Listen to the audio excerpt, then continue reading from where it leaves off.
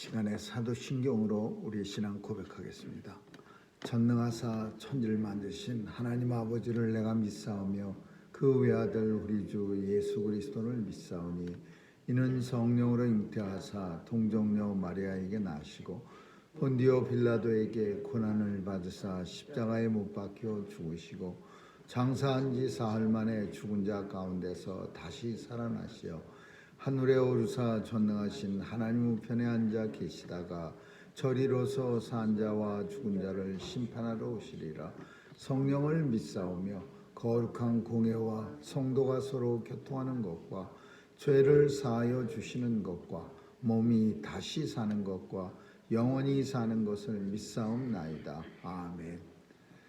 은혜가 풍성하신 하나님, 오늘도 저희들 단잠에서 깨워주시고 또 주의 전으로 옮겨주시니 감사합니다.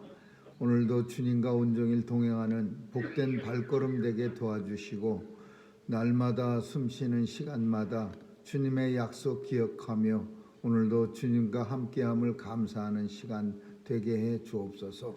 하나님 아버지, 오늘도 주님 앞에 나올 때 소원을 가지고 주께 나왔사오니 간절히 간구할 때 이 소원도 들어 응답해 주시고 주의 날에 하나님 만나고 주님 앞에 섰을 때 부끄러움 없는 성도의 삶 살게 해 주옵소서.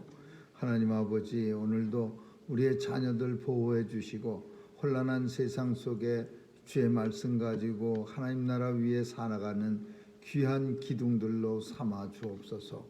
하나님, 온 세상을 주관하시는 하나님께서 오늘도 성도들의 눈에 눈물 씻어주시고 또 성도들의 마음속에 슬픔이 기쁨이 되게 하여 주옵소서. 전쟁 종식시켜 주시고 바이러스의 위협도 물러가게 하여 주옵소서. 오늘도 땅끝에 나가 귀한 사명 감당하는 선교사님들 지켜 보호해 주시고 저들의 사역이 효과적으로 증가되어 주님이 오시겠다고 하신 그날 속히 도래하게 하여 주옵소서. 오늘도 주님 앞에 나와 하나님을 찬양하는 주의 백성들에게 주님 주시는 평강과 기쁨이 있게 하여 주옵소서. 감사드리며 예수님 이름으로 기도합니다. 아멘. 우리 찬양 168장 부르시겠습니다.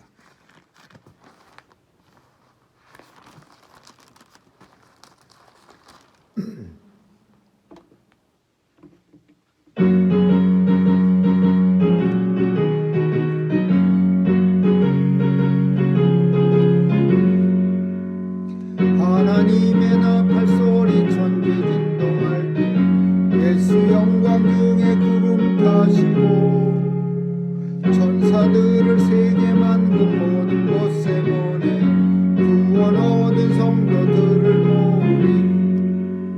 나팔 불 때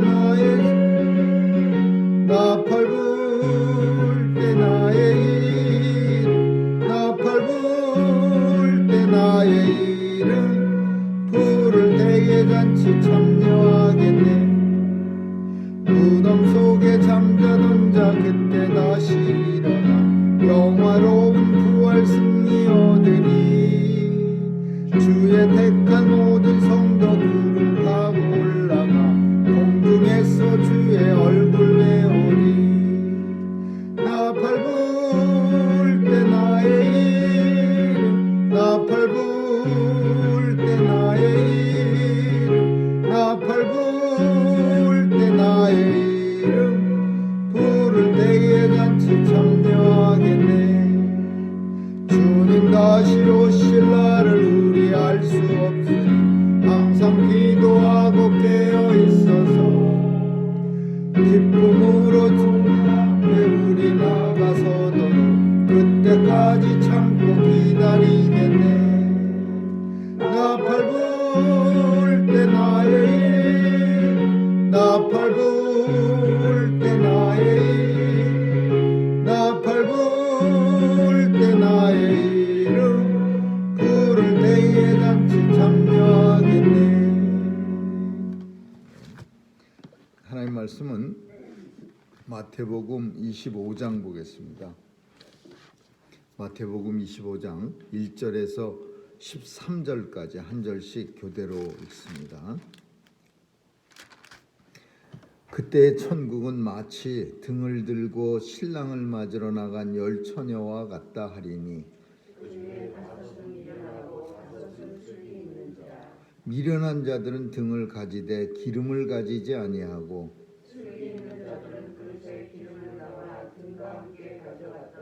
신랑이 더디움으로 다 졸며 잘세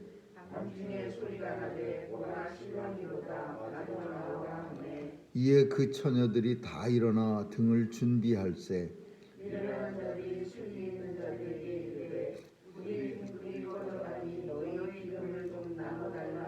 슬기 있는 자들이 대답하여 가로되 우리와 너희의 쓰기에 부족할까 하노니 차라리 파는 자들에게 가서 너희 쓸 것을 사라 하니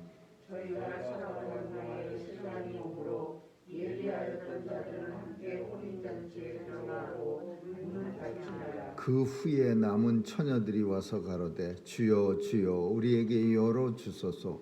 대답하여 가로되 진실로 너희에게 이르노니 내가 너희를 알지 못하노라 하였느니라. 같이 읽습니다. 그런즉 깨어 있으라 너희는 그날과 그 시를 알지 못하느니라. 아멘.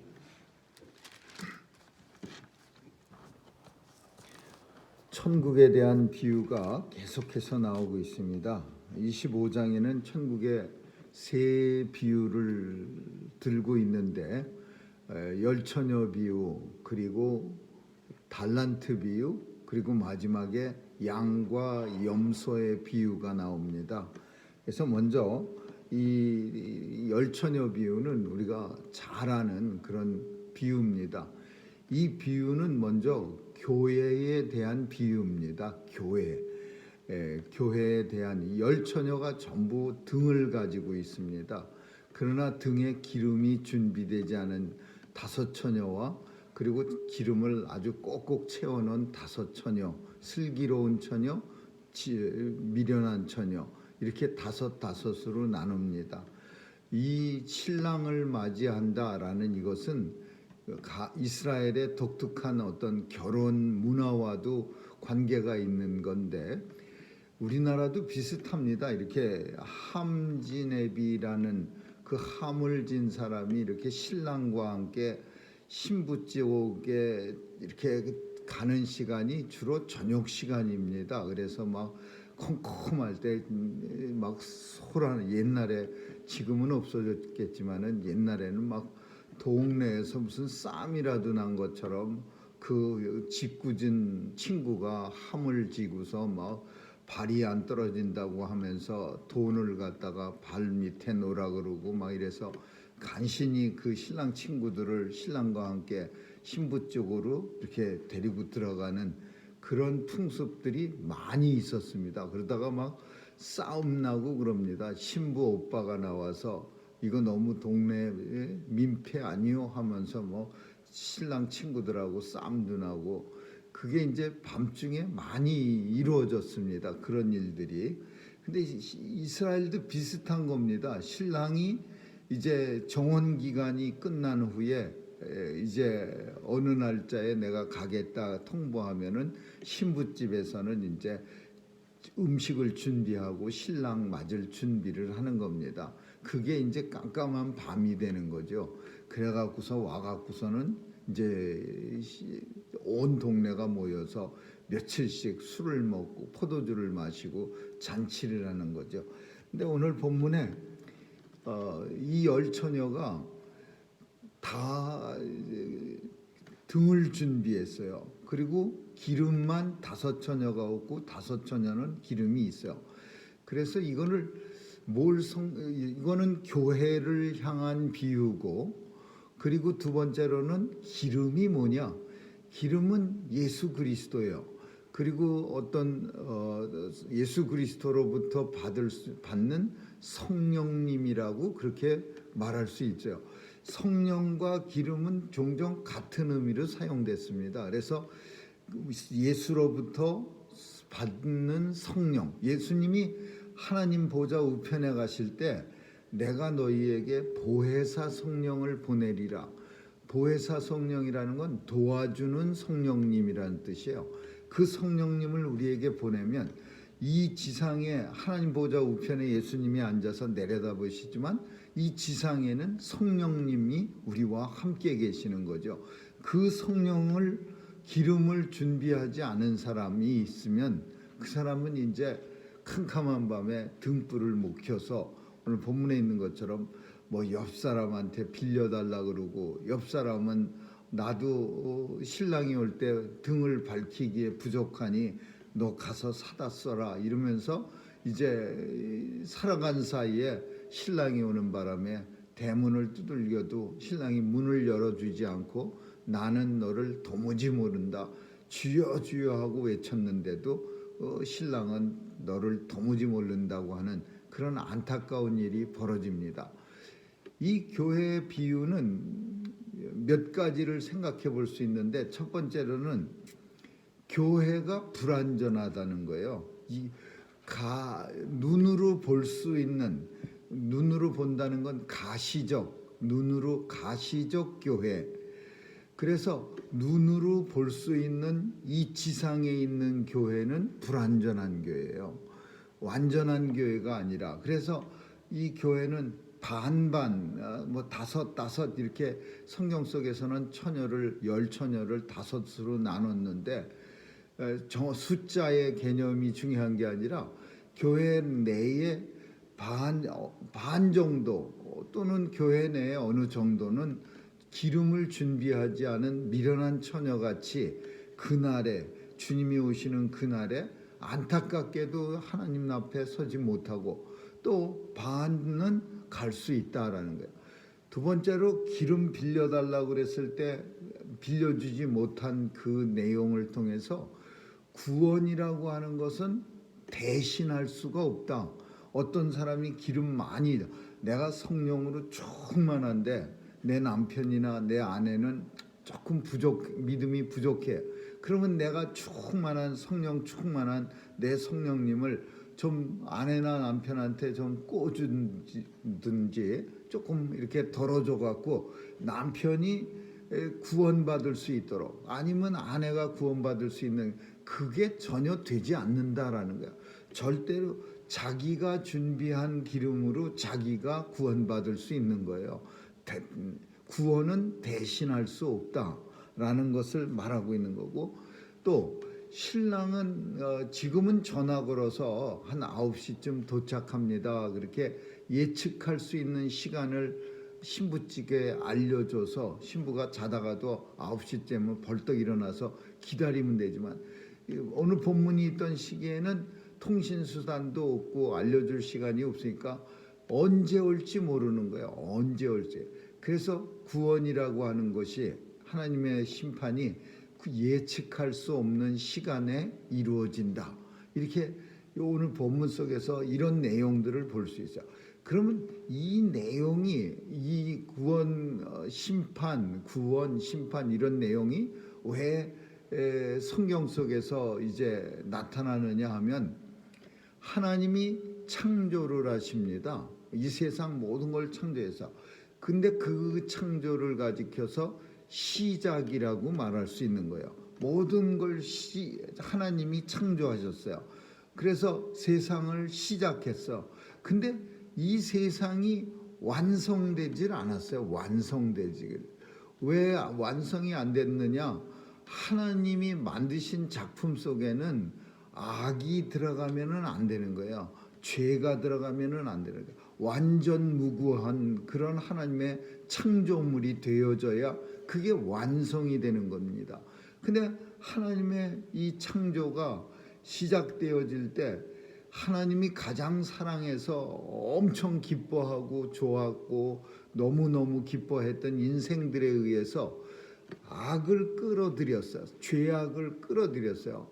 그래서 하나님은 이 망가진 창조를 다시 완성시키기 위해서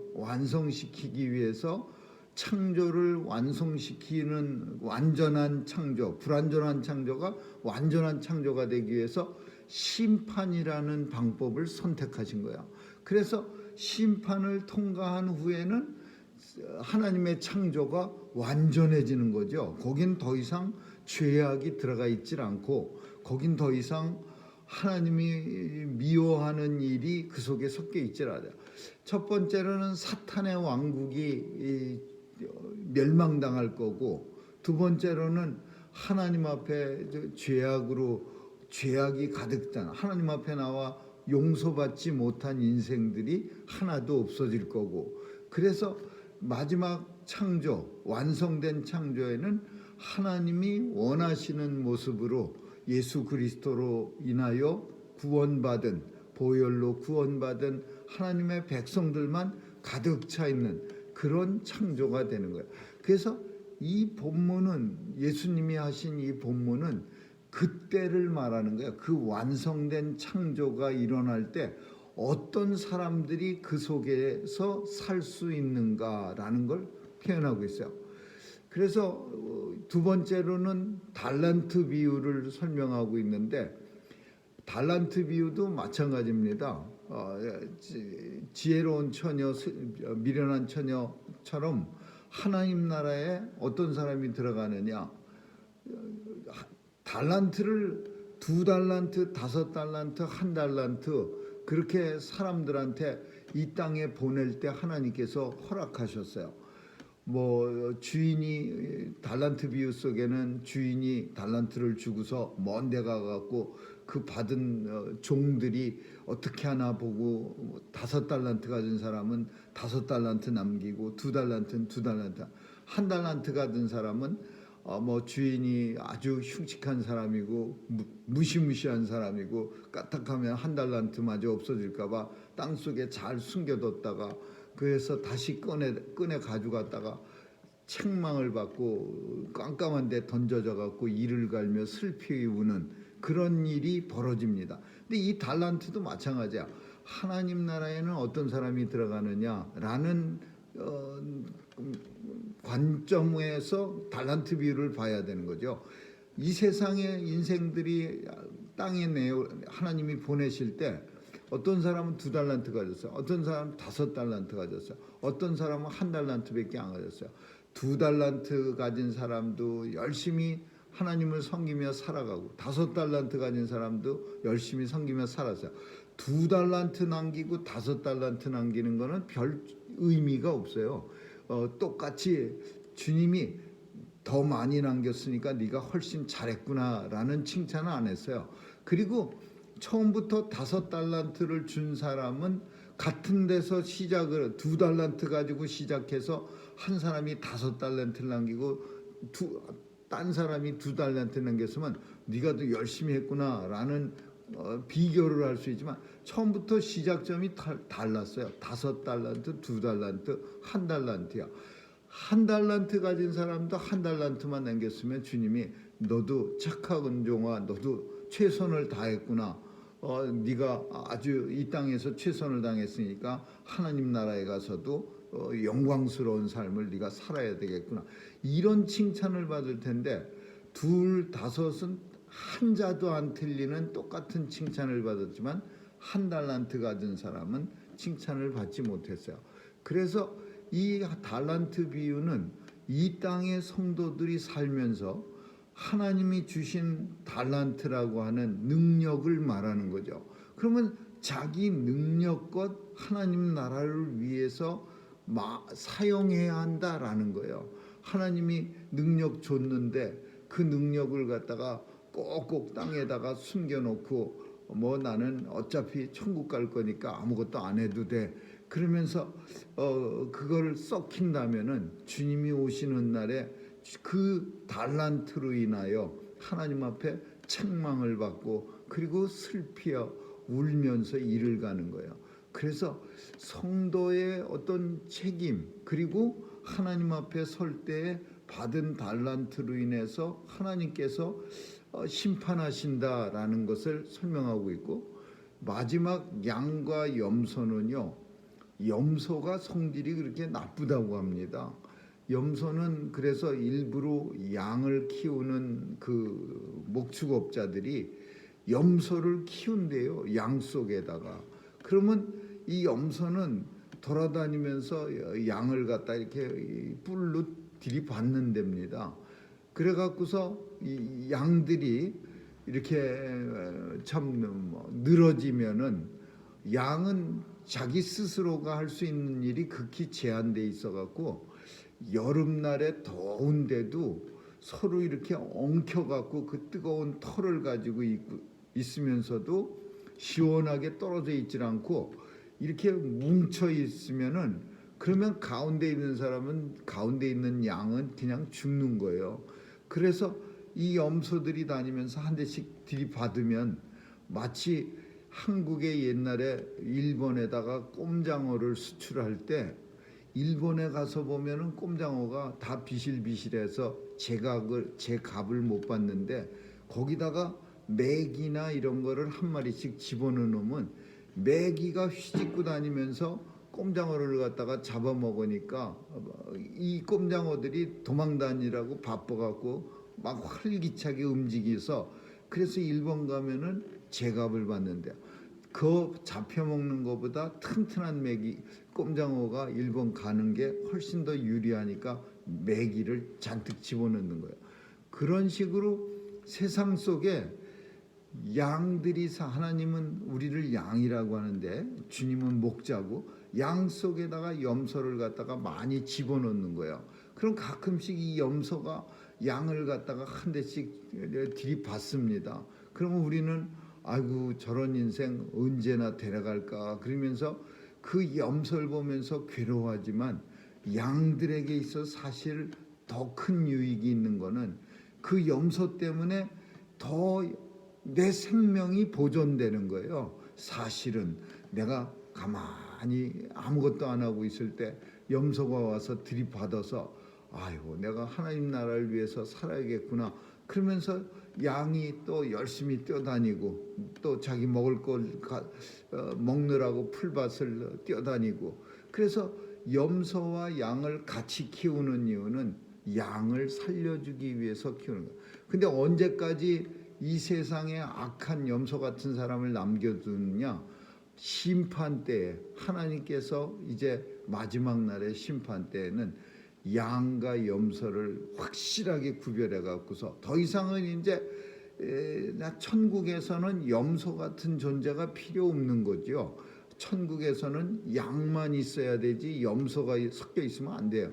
그래 갖고 마지막 날에는 양과 염소를 마치 키를 까부르듯 키는 시골에서 옛날에 탈곡하고 남은 그런 것들 쪽에는 정미서가 가지 않고서 탈곡기 가지고 이렇게 발로 하는 거 전기로도 하지만 이렇게 볕단을 붙잡고 이렇게 털면은 이게 쌀이 이렇게 톡톡톡 떨어지면은 그거를 키로 까불러 갖고서 쌀알만 건지는 거 있는데 키로 이렇게 높이 공중에다 올리면은 바람이 싹 불면서 껍질은 얇으니까 밖으로 떨어지고 쌀알은 무거우니까 키 안으로 이렇게 떨어지는 그런 식으로 키 까부르듯 해갖고서 알곡과 쭉정이를 다 걸러내는 거예요.